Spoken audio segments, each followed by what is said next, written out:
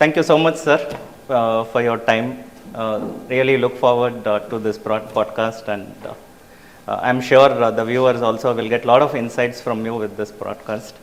So, we've heard the story about Powai transformation. As brand Hiranandani, you have a strong fortress in Maharashtra. How did Chennai story begin? I was always interested in Chennai. So we invested in a company called Binny's, and I used to come here for their board meetings and other things, and also to discuss various things. I was a director on the board. And Binny's had a lot of land in Chennai and in the center of the city and in the periphery. So I always encouraged them and discussed with them, and they're the doyens of business and industry in Chennai. So we kind of shared knowledge with them, and they liked what I was doing and what we were doing. However, for some good reason or not, changes took place in the market. And then I disinvested from Binny's. But it was always there in my mind how to go back to Chennai. And that's how the interest took place. And we took the place in OMR first. So Surendra, my brother, and I, we kind of took the project in OMR. We started it, and then I passed it on to him completely, and then invested into this place in Oragadam. So we took 380 acres of land over here in Oragadam, which ran a Triveni school over here, and they had 35 or 40,000 investors who had lost their money, and the matter was in NCLT, or it was in liquidation, and it was considered to be a scam. We kind of invested into that through the process of the High Court, and something which is amazing me how I did it at that time. But anyway, it happened, and finally we were able to pay off, and we got this land which was originally belonging to Triveni School. And the making of Hiranandani Parks is history. What has been your vision for Hiranandani Parks, Oragadam?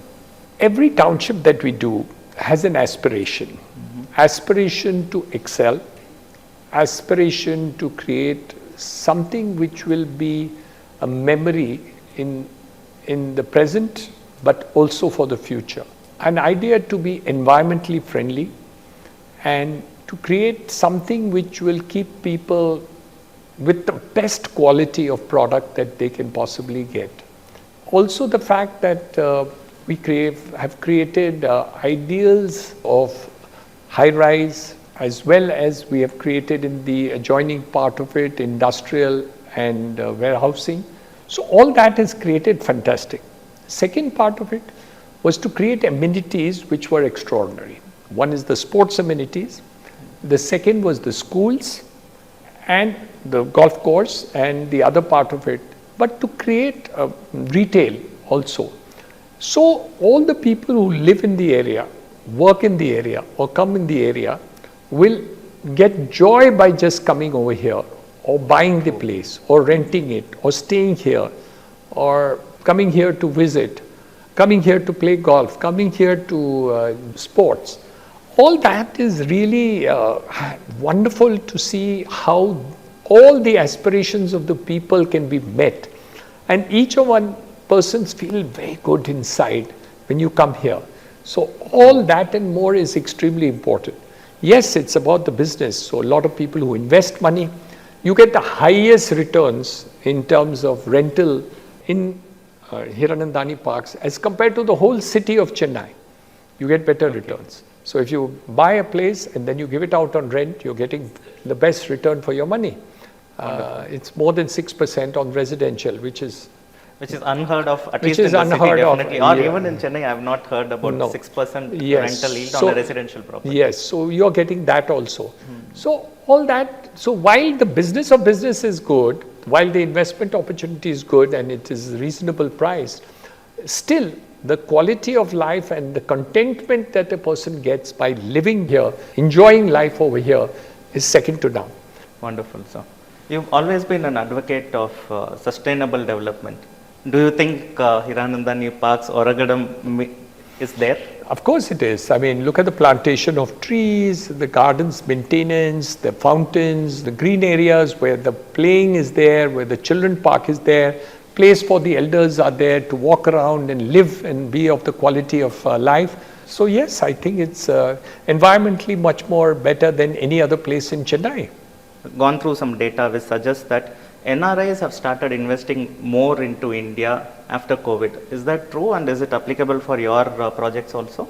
Well, let's put it across how factually. Pre-COVID, we had about 20% of our sales going to NRIs in the earlier period.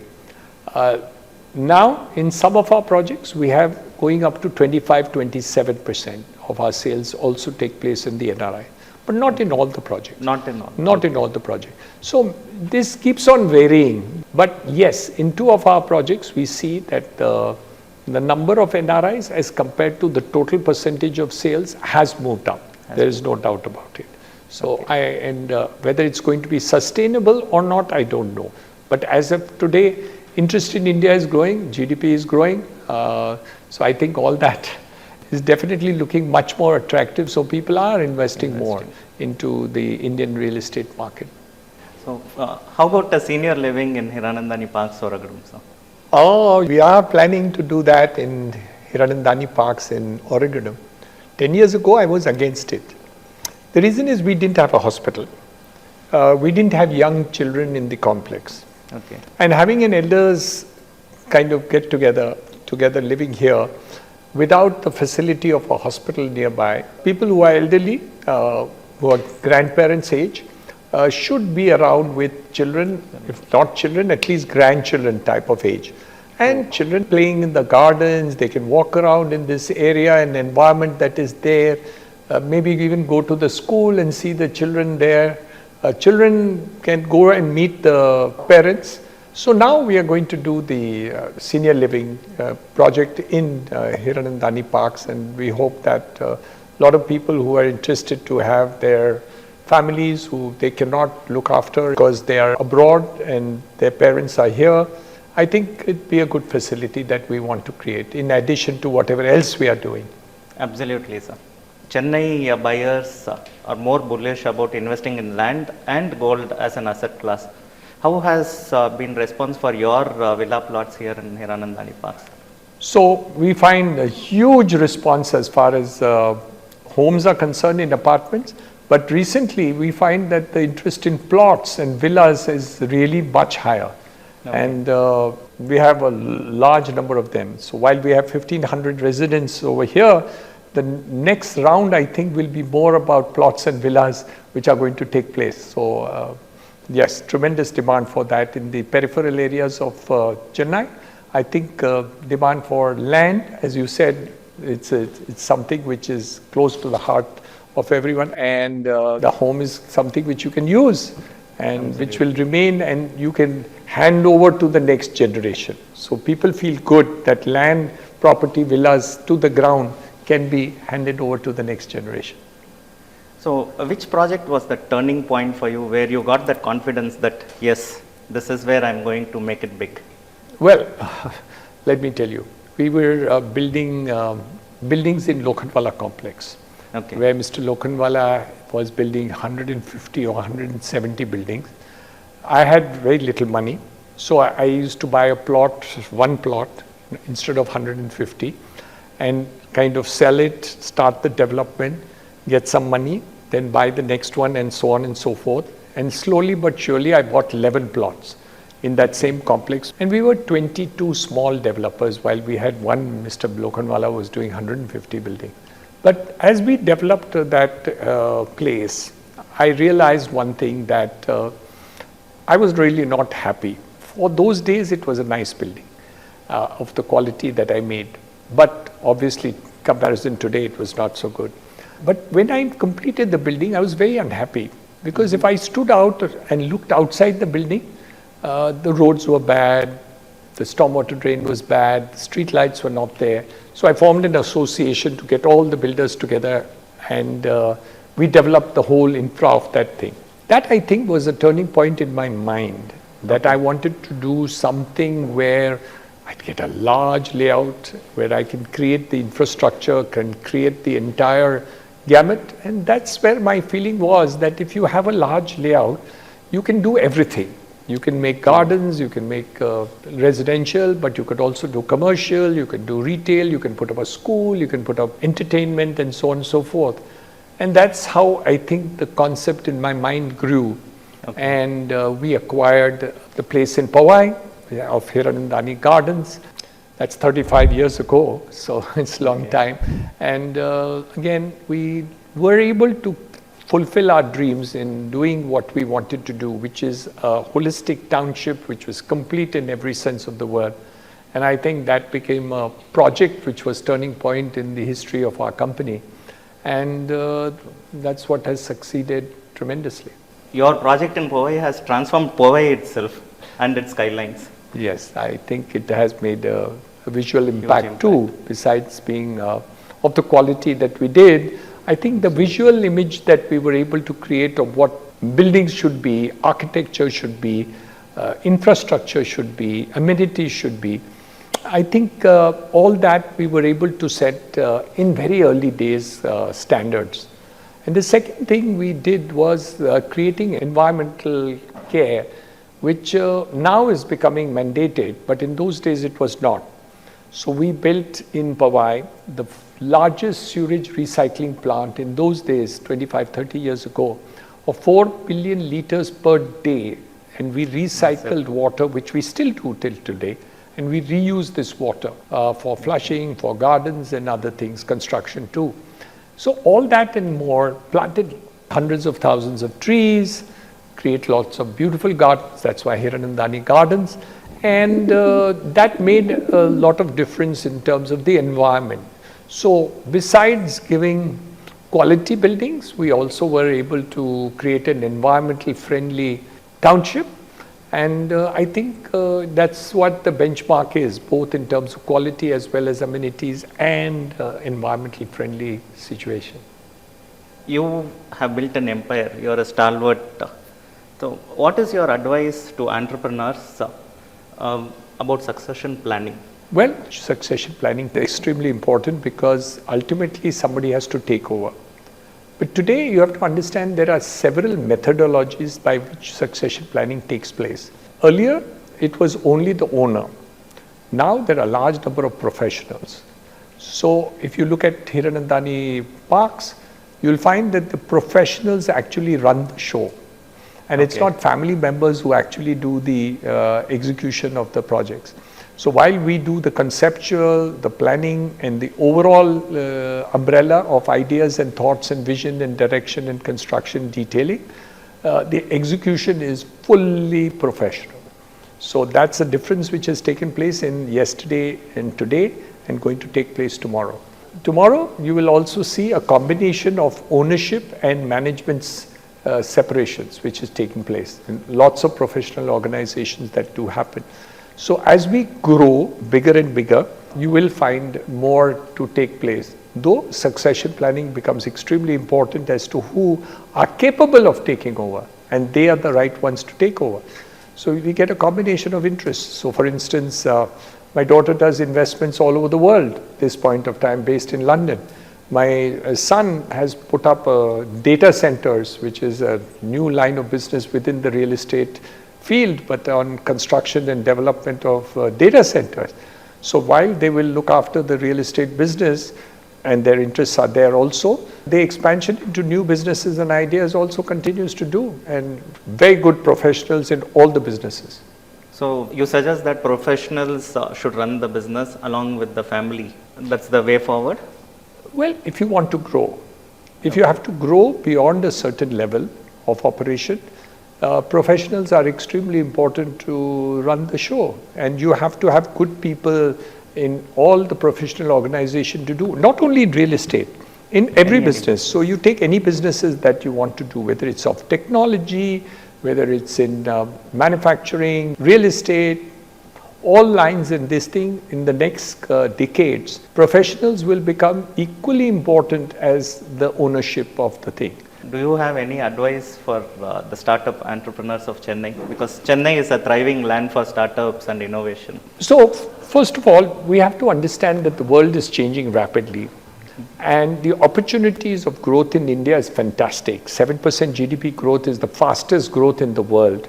Chennai is even growing faster than that. So as we see the opportunities which are coming in 50 years ago, 40 years ago, the number of opportunities available for different type of businesses and all, including real estate, were very little, small. The size was small, the volume of money was small, availability of money for the purpose of buying houses was less, affordability was not there, IT was not there, industry was not there to the extent to which it is today. So when growth takes place, the opportunities are going to grow multiple times. Number two, availability of money in terms of to people like startups, unbelievable. You're getting money which is unbelievable for it. Just an idea with technology creates a startup which can be worth $1 billion. Absolutely. So the unicorn. Now, if you look at these unicorns which are there, what is it? It's the same thing. I mean, take Ola, Uber. They don't have a single car. They don't have a physical taxi. And still, they're worth billions of dollars as a technology company which is based on the top of you being a driver. And they kind of create a uniform platform which could be there. Now, these are ideas. Booking.com, other things are being created, which is a technology base. All these are opportunities. Now, how much can you pick up as an entrepreneur an opportunity and use it to take it to the next level is the way. If I'm not able to absorb the new ideas of change in terms of how we should do business in the next 5 years, I should retire today. In India, we have the brains for the purposes of doing it. We are always considered good minds. So many of the IT people are there, entrepreneurs are there. Fantastic. I think the future is there for Indians. You've earned name, fame, money. What do you have something that you have not achieved and you want to achieve? So, I've achieved everything that I wanted to. There are no regrets that there is something which I have not done in my life. So that's fine. However, I treat every day as a bonus. And I feel that God has given me a bonus day in my life. And I want to make maximum use of it in terms of doing it. So every day has to be that little effort to do better, to improve, to give back to society, to improve my work. All the contribution should be added on to it. Because when you realize that human life is so precious in terms of every minute that you have got, if you don't use it, it's gone. So it's fun to do and live one more day and to be able to do something good, whether it's in real estate, whether it's in hospitals, whether it's in schools, whether it is lecturing to students, interactions with them. A lot of this happens on a daily basis. And I'm delighted. So I want to make the most of every day of my life and whatever is the residuary time that I have given. And of course, health. Up till now, I have reasonably good health. So, and I'm able to walk and talk and speak to you. So all that and more is a lot of fun. So I enjoy every part of it and every minute of my life. So I'm joyous in my life, which is God's blessing, and want to see what I can give back to people in society and things like that. Nothing left that I want to achieve, but whatever I can achieve today, I shall keep trying. Sure. Have things changed in real estate when you initially started maybe about 35 years ago, 35 years 40 ago? years. 40 years. I think they're completely changed. What was real estate 40 years ago and now, every 10 years we see a huge amount of change taking place. There was no funding for real estate, for instance. Banks would give no money for real estate development. There was no equity available in the marketplace for the purpose of real estate. There was no availability of listing as far as real estate companies are concerned. There was no proper funding for home loans. Even 25 years ago, the interest on home loans by HDFC or other banks was 16 and 17% interest. And about 15, 20, 17 years ago, this changed. And interest of home loans from HDFC in which was 16 and a half, 17, came down to 12, and then come down to 9, and then 2.5, 3 years ago, it was 6.5%. So that was the biggest change. So people were able to do it. The second change which really took place, which is paradigm, is the fact that young people could get long-term loans, 20-year loans. So what happened is that it was possible to go to HDFC or any other bank and finance, including public sector banks, state bank and others, would give you long-term loans and possibly to do it. So that was another paradigm which took place. So a young person doing IT, getting his first job, can then get a 20-year loan on the basis of his first job. Now, unbelievable. I mean, in earlier days, nobody could imagine that thing could possibly have happened, and that changed the next paradigm of funding for the purposes of buyers of housing. Then there were income tax relief which came.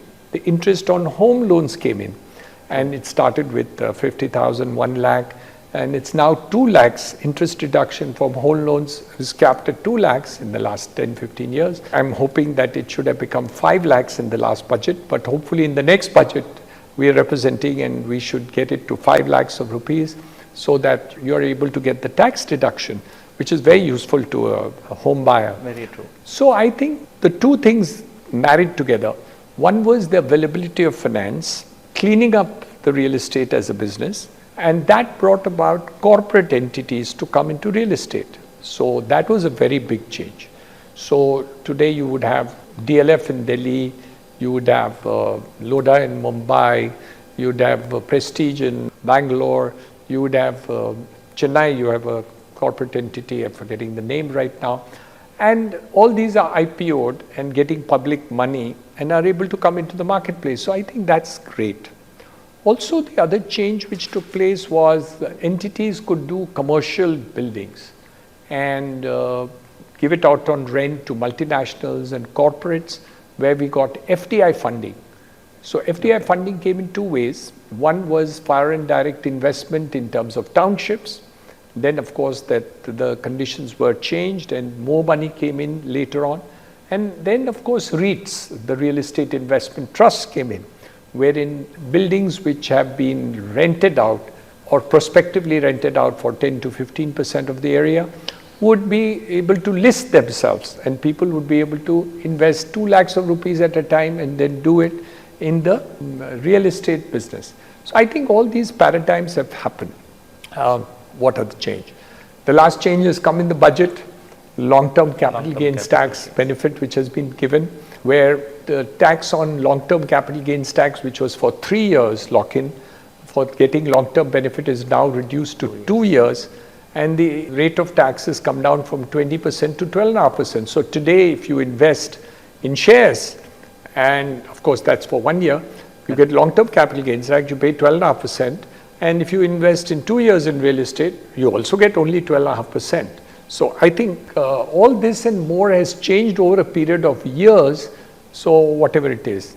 And last but not the least, RERA, the Real Estate Regulatory Act, has given confidence to all the buyers that their money is secure. So the monies which are put in by the investor or the buyer of the property is escrowed, and 70% of them cannot be used for anything outside of the construction of the buildings which are there. So all that and more is created more similar to a regulator in the capital markets, which is SEBI. We have the regulators in RERA. Of course, here we have state regulators as differentiated because land being a state subject. So all in all, so many changes, and I probably have missed half a dozen more, but too many changes have taken place over a period of years, and which has brought about better business, better quality of business, more corporatization, more confidence to the buyer, and ease of doing business ultimately. It has improved, sir? Of course, over a period of time, and the volume has increased. So the number of developers which you have today, as distinguished from when I started business, is probably grown 1,000 times fold. Okay. And also similarly, channel partners and others who are doing realtors, who are doing business, have increased tremendously. And everybody is doing well because food, clothing, shelter, roti, kapda, makan, Everybody needs a makan. How about construction technology, sir? Has it changed or it is still the same? Construction technology has not taken much of a change. We still have reinforced cement concrete. The biggest change has been ready-mix concrete. So earlier we would mix concrete on the sites, and obviously the quality in different projects would be different. We would probably do better quality even in those days. But now you get ready-mix concrete where you can actually verify quality and then deliver it to your site. So you don't have to worry that the quality of concrete is not good because somebody on the site has mixed it wrong. So it's delivered to your site. So while the technology has changed a little bit in terms of shuttering and other materials like Maivan, but I don't think technology still in the future is going to change so much. So there are faster methods of construction for tower, and of course using of tower cranes. I think that's the big thing that has changed. So you see many more tower cranes in our cities and developments than you saw before. So almost everybody who's doing high rise you have to use tower crane. But I still think we will have further changes in the future. So technology like prefabricated construction, which has taken place in China, we haven't seen it. You can't get a 40-storied building in 12 months and be ready, manufactured inside, brought here and like a mechano set completed. But it will happen. I think personally in the next couple of years we will see it happen. I hope it comes true. We'll be able to complete projects in, again, much shorter times and faster pace and make it, and being factory done, the quality should be much better because it will be pre-verified at the factory site as to the quality of it, and you'll get a guarantee probably from the factory. Absolutely. What do you think is the role of AI in real estate? So AI is relatively new as compared to the rest of the things which are operation. AI has an advantage of working faster than the human brain. Absolutely. And gives you solutions with large amount of data coming into the whole thing to give decisions or ideas of things that really need to be done. So earlier we would consider the human mind to be super fast as compared to any computer or internet speed. With AI coming in, artificial intelligence is used to use knowledge of the entire world and be able to speed up or give better decision making process. Well, there are thousands of such decision making which will be speeded up by artificial intelligence. So a lot of routine jobs which are happening today will disappear. Coding, for example. Artificial intelligence could take over and you could say, I want this to be done. You feed it into the computer and the coding will be over. Because machines will do much faster work than human beings can possibly do. Is redevelopment also comes under state subject, sir? Because yes, everything connected which is land is always a state subject. The funding and financing, only Real Estate Regulatory Act was done by the center, but all the states gave consent for the center to create one single regulatory policy. But implementation again is with the states. RERA is to be implemented by the states because it's under the constitution, land is a state subject. Understand, sir. I understand from your colleagues that you're always at the helm of the things and complete control in office. Is it the same at home also, sir? It's a double-edged question. The answer is no. Very simple, that she rules the roost. And now that she comes to the office, she also rules it there sometimes. So the idea is not really something over there. And I'm glad that we are able to get a woman's insight into many aspects of the things over there. She's sometimes right and I'm not so correct. So one has to think back and say, all right, let me take her opinion also on certain aspects of things. It's fun. You don't look your age. What is the secret mantra, sir? I think it's good genes. My father died when he was 96 and my mother passed away when she was 94. So I think I'm blessed with good genes. I do my routine of exercise. I'm in the gym almost 6 days a week, cardio and physical exercises. I play a game of squash. I do yoga in terms of wanting to take care of my health. I'm not perfect in my health. I do have my own problems in terms of health, but I'm cautious in terms of taking care of it in terms of physical exercise. I'm a little weak in terms of food eating habits, but I'll try and improve. Weak in the sense, which cuisine do you like, sir? No, I like any food, but Okay. I'm fond. Not too much, but my wife can keep upvas. I cannot. So it's the point is that she does fasting, and I do more feasting than fasting. In Chennai, did you try any local cuisines? Oh, in Hiranandani parks, we have a large number of foreigners. They're Koreans, Asians, Japanese, and others. And I tried the Japanese, Korean food and vegetarian. Unbelievable. And it was very, very, very tasty. Because there's so many foreigners in Hiranandani Park in Oregon that they have all sorts of cuisine over here. So, very interesting. Have you ever tried idlis, dosas? Oh, I'm very fond of idli and dosa and all that. At least once a week, it's only idli, dosa, and sambar and chutney is there. The best part I find about Chennai is filter coffee. Filter coffee in Mumbai is never the same as filter coffee in Chennai. I don't know why. Even though you go to, except in Matunga, we have a place there where they get very good coffee. But in Chennai, filter coffee is always very good. So, pleasure speaking to you, sir. Thank you so much for your valuable time and insights on various subjects and taking us through your journey. Thank you, sir. Nandri. Thank you.